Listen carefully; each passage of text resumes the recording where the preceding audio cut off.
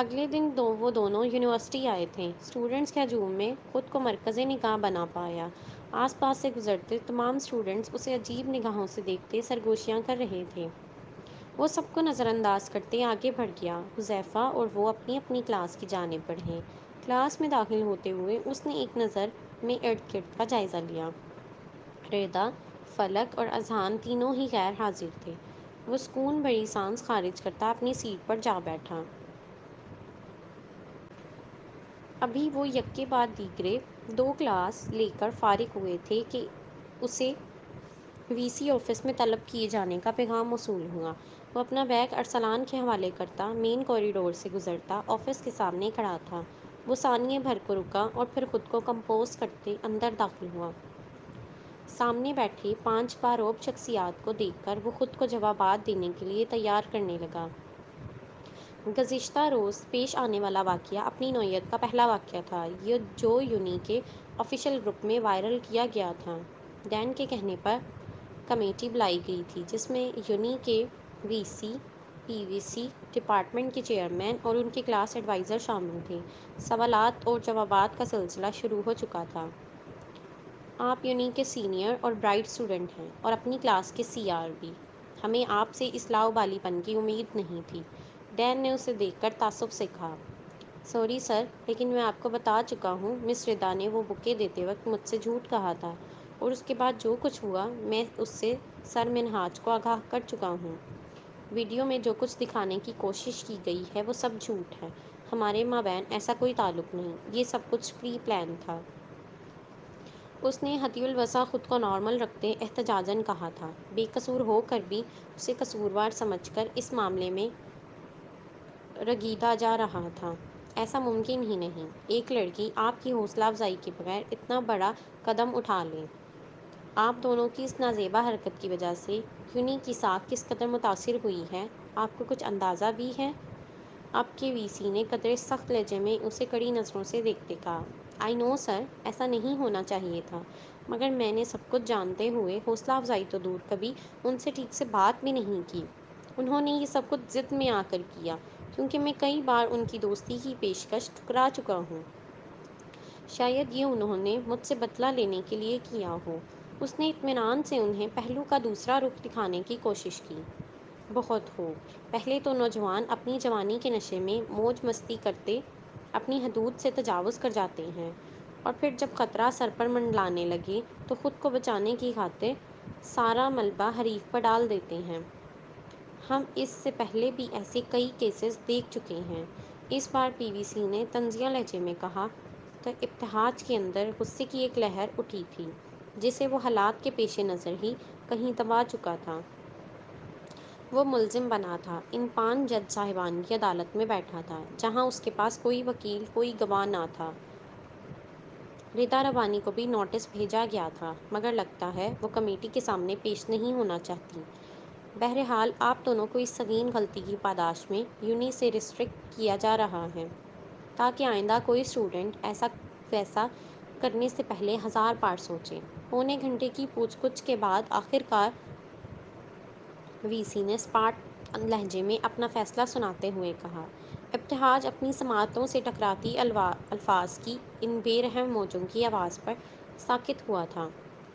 اعصاب گیلی ریت کی طرح بوجھل ہونے لگے، آنکھوں کی پتلیاں ایک پل کو پھیل سی گئی تھیں۔ وہ بے یقین سا اپنی سماعتوں پر مشکوک ہوا تھا۔ شاید اس نے غلط سنا تھا۔ اب آپ جا سکتے ہیں۔ وی سی کی آواز پر اس کا سکتہ ٹوٹا تو میز کے کنارے مضبوطی سے تھامتا وہ سرعت سے بولا، سر مجھے کیوں؟ حالانکہ میں ان کے ارادے سے ناواقف تھا۔ آپ چاہیں تو کسی سے بھی پوچھ سکتے ہیں۔ پوری کلاس اس وقت وہاں موجود تھی۔ اس نے صدمہ اور اضطجاب کی ملی جلی کیفیت میں کہا، اسے بنا گواہ و ثبوت کے ناکردہ جرم کی سزا سنا دی گئی تھی، پھر صدمہ لگنا تو بنتا تھا۔ ان کے کیے کی سزا مجھے کیوں دی جا رہی ہے؟ It's my final semester. اس نے اب کے بے بسی سے کہا، یہ تو آپ کو سب کچھ کرنے سے پہلے سوچنا چاہیے تھا۔ Well, you may go now. انہوں نے کرختگی سے حتمی انداز میں کہتے بائیں ہاتھ کے اشارے سے دروازے کی جانب اشارہ کیا، اور اس اشارے کا مطلب واضح تھا۔ بٹ سر، اس نے ایک بار آخری کوشش کرنا چاہی۔ جب انہوں نے اس کی بات کاٹتے ہوئے ایک ایک لفظ پر زور دیتے ہوئے کہا آئی سیٹ یو مے گو، ابتہاج اپنی بے عزتی اور سزا پر لب بھینچتے آفس سے نکلنے لگا تھا کہ عقب سے ایڈوائزر کی آواز آئی، ابتہاج میرا ویٹ کرو، میں کچھ دیر میں آتا ہوں۔ اس نے پلٹ کر ایک نظر انہیں دیکھا اور سر اس بات میں ہلاتے باہر نکل گیا۔ حذیفہ اور ارسلان اسے باہر آتا دیکھ اس کی جانب لپکے۔ کیا ہوا؟ کیا کہا انہوں نے؟ حذیفہ نے اس کا ہاتھ پکڑتے بے سے پوچھا۔ ارسلان کے اطلاع دینے پر وہ فوراً وہاں پہنچا تھا۔ ہمیں ریسٹرکٹ کر دیا ہے، وہ چار لفظی جواب دے کر ان دونوں کو بھی ساکت ہو جانے پر مجبور کر گیا۔ وہ دونوں آنکھیں پھاڑے اس کی جانب دیکھ رہے تھے، جو پریشان سا پروفیسر منہاج کی آمد کا منتظر تھا۔ کیا آپ کے پاس کل کے واقعے کا کوئی ثبوت ہے جس سے ہمیں مدد مل سکے؟ پروفیسر کے پوچھنے پر اس نے گردن نفی میں ہلائی۔ میرے پاس کوئی ثبوت نہیں، لیکن گواہ ضرور موجود ہیں، اور ردا کے تمام پرانے میسیجز میرے موبائل میں سیو ہیں، وہ میں آپ کو سینڈ کر دیتا ہوں۔ آپ بریلینٹ اسٹوڈنٹ ہیں، اور آپ کی ذہانت اور اعلیٰ کارکردگی کے ساتھ ساتھ جس چیز نے مجھے سب سے زیادہ متاثر اور آپ کی طرف مائل کیا وہ آپ کا سنجیدہ مزاج اور ذمہ دار ہونا تھا۔ میں پرسنلی نہیں چاہتا کہ آپ کا لاس ہو، انہوں نے مشفقانہ انداز میں اس کے کندھے پر ہاتھ رکھتے ہوئے کہا۔ سر، میرے ساتھ زیادتی کی گئی ہے۔ جب اس معاملے میں میرا کوئی عمل دخل نہیں تو پھر مجھے کیوں سزا دی جا رہی ہے؟ مجھے پھنسایا گیا ہے۔ وہ رہانسا ہوا تھا۔ ان کے فائنل ایگزامز میں چند ماہ باقی رہ گئے تھے۔ میں نے وی سی صاحب سے آپ کی سزا کے معاملے پر نظر ثانی کی اپیل کی ہے۔ باقی اسٹوڈنٹ کے بیانات بھی لے رہا ہوں۔ آپ فی الحال گھر جائیں اور اچھا گمان رکھیں، انشاءاللہ سب بہتر ہو جائے گا۔ انہوں نے سمجھاتے ہوئے اسے ایک امید کا جگنو تھما دیا تھا، مگر وہ جانتا تھا پروفیسر منہاج کی اپیل بھی اس کی وضاحتوں کی طرح مسترد کر دی جائے گی۔ ان کے جانے کے بعد وہ ارسلان سے بیگ لیتا حذیفہ سے مخاطب ہوا۔ میں حیدرآباد جا رہا ہوں، تم ٹینشن فری ہو کر اپنی اسٹڈیز پر توجہ دو، ایک دو دن میں واپس آ جاؤں گا۔ بابا کے سامنے بیٹھ کر بات کرنا چاہتا ہوں، شاید کوئی حل نکل آئے۔ ماما کو بھی پتہ چل گیا ہے، کل سے اپنی طبیعت خراب کر کے بیٹھی ہیں، انہیں بھی سمجھانا ہے۔ اس نے ٹیشو سے چہرے پر آیا پسینہ صاف کرتے ہوئے کہا، یہ کیز رکھو اور کوئی مسئلہ ہو تو مجھے فون کر دینا۔ اس نے حذیفہ کو گاڑی کی چابی پکڑا کر کلائی میں بندھی گھڑی میں وقت دیکھا۔ ابھی 1 بجنے میں 10 منٹ باقی تھے۔ میں ٹیکسی میں چلا جاؤں گا، فی الحال ڈرائیو کرنے کی ہمت نہیں ہے۔ ٹیکسی میں یا اکیلے جانے کی ضرورت بھی نہیں، میں تمہارے ساتھ چل رہا ہوں، حذیفہ نے اسے دیکھتے قطعیت سے کہا۔ اپنی کلاسز لو، میں پرسوں واپس آ جاؤں گا، اس نے حذیفہ سے گلے ملتے ہوئے کہا۔ لیکن حذیفہ نے کہنا چاہا جب ابتہاج بول پڑا، میں کہہ رہا ہوں نا، سب ٹھیک ہو جائے گا، تم پریشان مت ہو۔ اللہ تمہارے لیے آسانیاں پیدا کرے، حذیفہ نے اسے خود میں بھینچ کر کہا۔ آمین، وہ کہتے اس سے الگ ہوا اور حذیفہ سے مکانقہ کرتے اپنے سفر کی جانب چل نکلا۔ دور افق پر سورج کی پیلی روشنی سیاہ بادلوں کی لپیٹ میں آتی مدھم ہونے لگی، اور وقت ہمیشہ کی طرح پر اسراریت کی قبا لپیٹے ان سب کو خاموشی سے دیکھنے لگا۔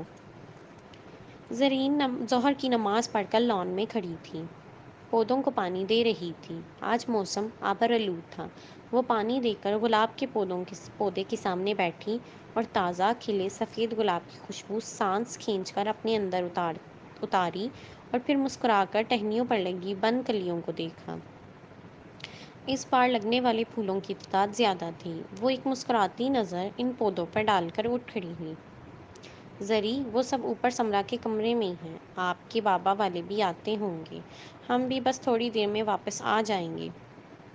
آپ خیال رکھنا، آج ساجدہ بھی نہیں آئی۔ نفیسہ بیگم اسے تائید کرتی رئیسہ بیگم کے ہمراہ بادشاہ خان کی اہلیہ کی وفات ہو جانے پر تعزیت کے لیے ان کے گھر جا رہی تھیں۔ جی ماما، وہ انہیں کہہ کر اپنے کمرے میں آئی۔ بیڈ پر پڑا اس کا موبائل بج بج کر خاموش ہو چکا تھا۔ نوئین جاتے وقت اپنا موبائل اسے دے گئی تھی۔ زرین نے موبائل اٹھا کر چیک کیا تو اس کی اسکول فرینڈ مشل کی کئی مسڈ کال آئی ہوئی تھیں۔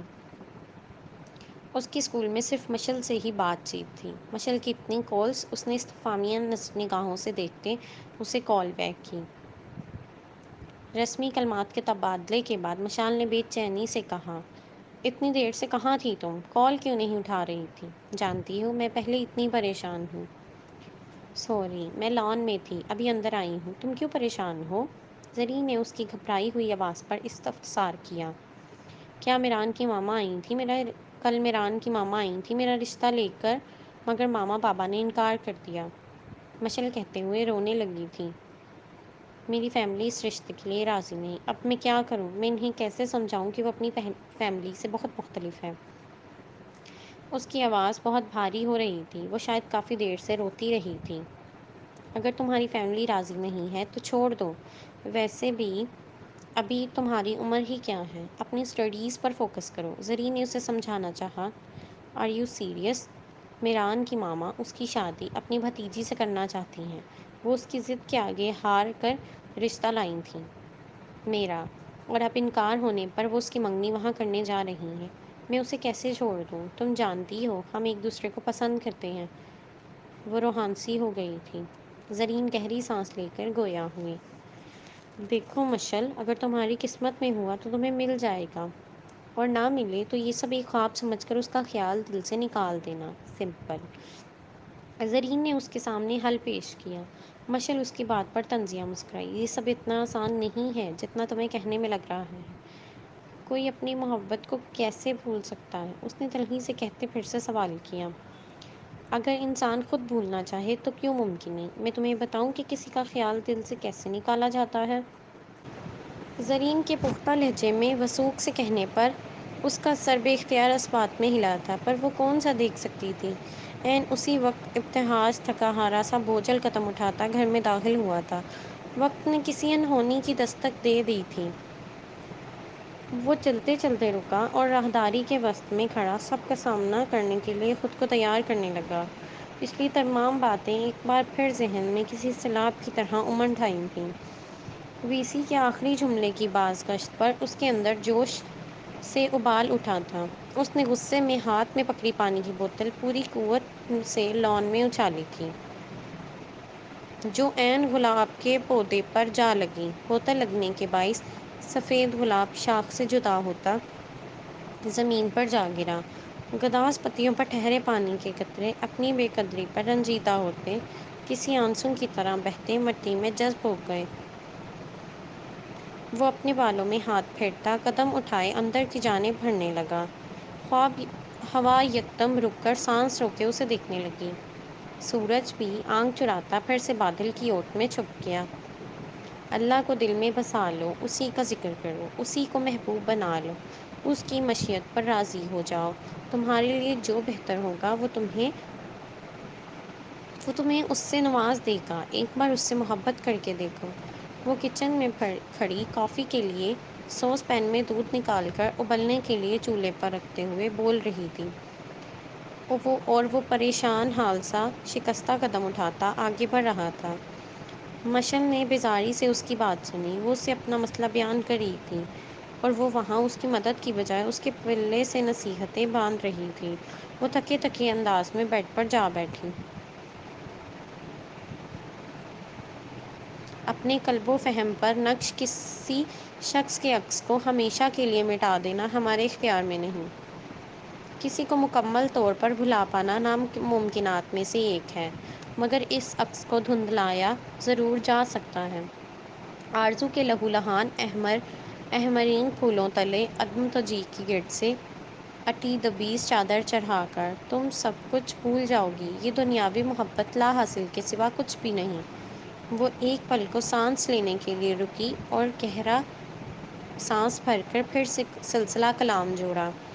اگر کسی کو واقعی بھولنا چاہتی ہو تو تم بس اتنا سا کام کرو، اسے یاد کرنا چھوڑ دو۔ یہ سہل ترین طریقہ ہے، اس میں بھلانے کی ریاضت بھی نہیں پڑتی۔ نہ جانے آج وہ کس احساس کے تحت یہ سب کہہ رہی تھی۔ کیا وہ نہیں جانتی تھی کہ یہ سب واقعی اتنا آسان نہیں تھا؟ اس نے جار کھول کر ایک چمچ بھر کر کافی مگ میں ڈالی۔ مشل خاموش سی اسے سن رہی تھی، پھر یکدم بول ہذیانی انداز میں چیخ پڑی۔ تم یہ فلسفہ اس لیے جھاڑ رہی ہو کیونکہ تمہیں محبت نہیں ہوئی۔ اگر ہوئی ہوتی تو تم میری تکلیف محسوس کر پاتی، مگر تم کیسے جان سکتی ہو؟ قرب سے کہتے آخر میں مشل کا لہجہ مدھم ہو چکا تھا۔ اس نے ہاتھ کی پشت سے اپنے آنسو پونچھے۔ یہ کس نے کہا کہ مجھے محبت نہیں ہوئی؟ وہ کہہ کر ایک پل کو رکی۔ اسی آن ابتہاج لاؤنج میں داخل ہوا تھا۔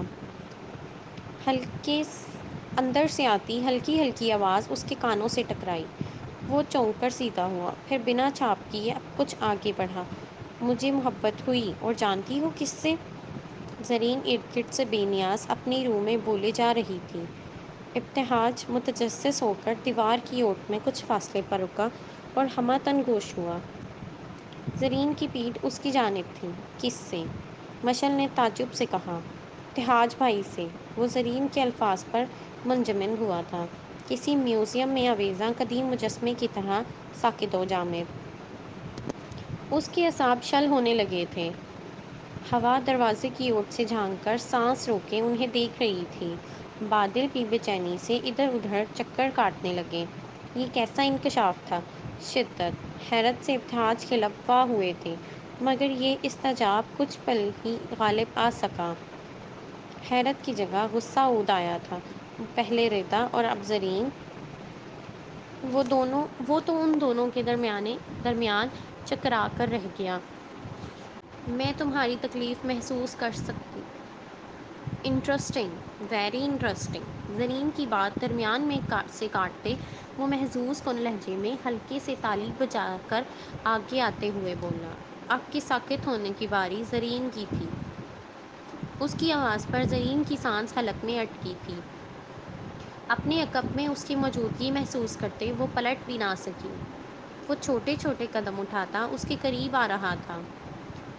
اس وقت زرین کو وہ کسی موت کے فرشتے سے کم نہ لگا، جو بن بتائے اس کے سر پر آن وارد ہوا تھا۔ وہ بلا حس و حرکت واں آنکھوں سے سامنے دیوار کو دیکھ رہی تھی۔